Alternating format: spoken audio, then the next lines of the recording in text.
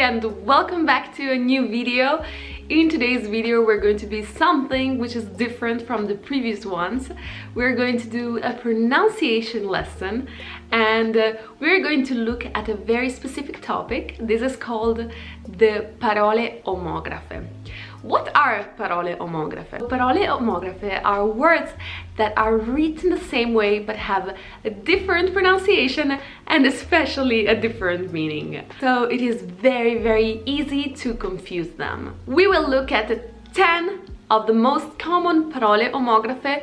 However, there are many in Italian language, and if you know any of them, just write them down. I'm very curious to know which ones are the ones that you already know. So let's get started. Okay, so here we are and we're ready to start with our words. The first one is pesca. So if I say pesca with an accent like this one over here, that means peach. But if I say pesca, which is fishing, that's a total different meaning. So let's make two sentences with these two words. La pesca è un frutto estivo. Peach is a summer fruit. And then let's make a sentence with pesca. A mio padre piace molto la pesca.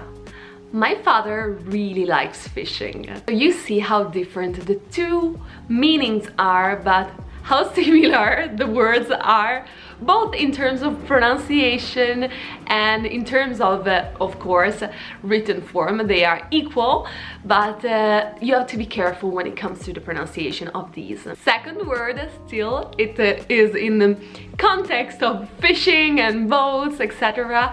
It is ancora, with the accent like this.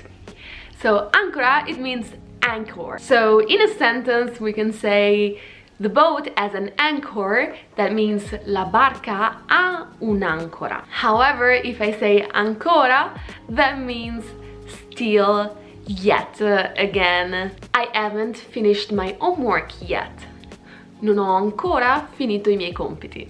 And let's remain again in the context of boats and being on the sea, etc. So this new word is venti. I venti, that means the winds. We can make a sentence. I venti sono molto forti. The winds are very strong.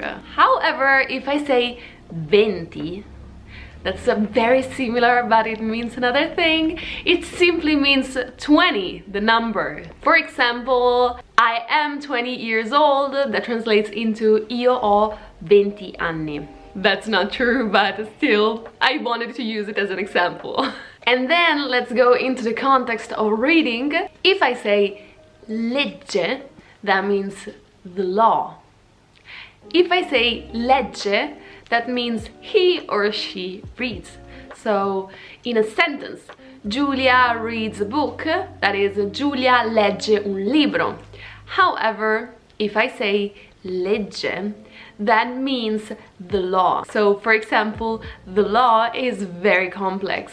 That would be la legge è molto complessa. On to the next one. Here we have mente, which is mind. So in a sentence, I need to train my mind in order to get better at studying. That translates into devo allenare la mia mente per migliorare il mio studio. However, if I say mente, in that case it means he or she lies. Lui mente sempre, that means he always lies. These two are very similar in pronunciation, so that's a little bit difficult. So it's probably going to be more likely to understand it from the context. And then, even if I'm Italian, I know we like coffee, Italians love coffee, but the next word is another drink, and it is tè. Tè means tea, so English people drink a lot of tea. Gli inglesi bevono un sacco di tè. However, if I say te, that means the pronoun you. Voglio andare con te al cinema. I want to go to the cinema with you. Next word is perdono, which is forgiveness. In a sentence, io ti chiedo perdono, I ask you for forgiveness. However, if I say perdono, that means they lose. I ragazzi perdono sempre le chiavi. The children always lose the keys. The next one is slightly difficult to distinguish, and it is the word collega. Collega means it connects. In a sentence, la metropolitana collega il nord al sud di Milano.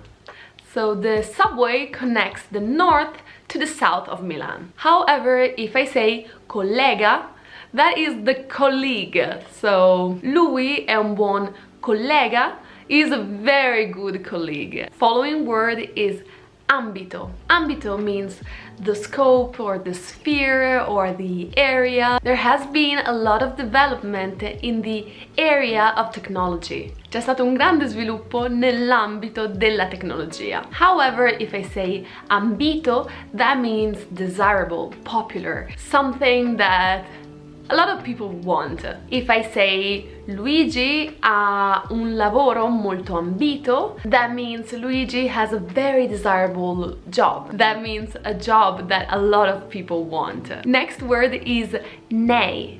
Nei are the moles on the skin, and in a sentence that would be I have two moles next to my nose. That would translate into ho due nei vicino al mio naso. However, if I say nei, that means in the. In a sentence, that would be you will see many people in the shops today. That means oggi vedrai tante persone nei negozi. And then the next word is la coppa. That means the trophy. Alessandro ha vinto una coppa nella gara. Alessandro won a trophy in the race, in the competition. However, if I say coppa, that is a food, which honestly I don't know if there is a translation in English. I couldn't really find one, so I will just simply put a picture, that way you can understand what this is. And if you know the exact word in English, please let me know. Okay guys, we have finished our lesson about the omografi. I hope that was fun for you to learn how an accent can truly make a difference in the meaning of a word. Keep in mind that, as I said, there are many words that are omografi, but these were some of the most common and used words in everyday language. So be careful next time when you use one of them. Try to remember this video and use the correct pronunciation. But anyways, don't worry, because even in Italy, a lot of people may mispronounce them because of their accent from their region or for other reasons, and of course we will understand them from the context and from the sentence. But still, I think it was fun and useful to know them, especially if you're studying Italian in a very serious way. So I hope this video was helpful for you again, and give it a like if you liked it. Don't forget to write down other omografi if you know them. I hope to read some of them in the comment section. This is it for now, so I really hope you have a great day, and I will see you on the next video. Ciao!